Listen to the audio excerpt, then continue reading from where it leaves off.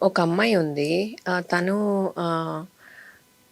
తను very young ఏజ్‌లో she was in love with bye.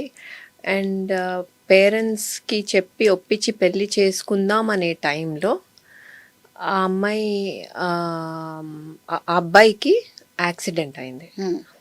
కోమాలోకి వెళ్ళిపోయాడు.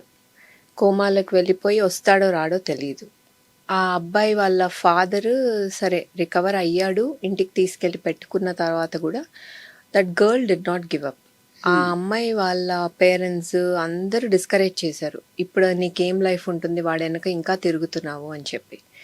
ఇప్పుడు అందరూ ఆ అబ్బాయిని వాళ్ళ ఓన్ ఫ్యామిలీ, ఆ అబ్బాయి వాళ్ళ ఓన్ ఫ్యామిలీ వదిలేసిన ఆ అమ్మాయి ఆ అబ్బాయితోనే ఉండి పెళ్లి చేసుకొని ఆ అబ్బాయిని చిన్న పిల్లాళ్ళ చూసుకుంటా ఉంది.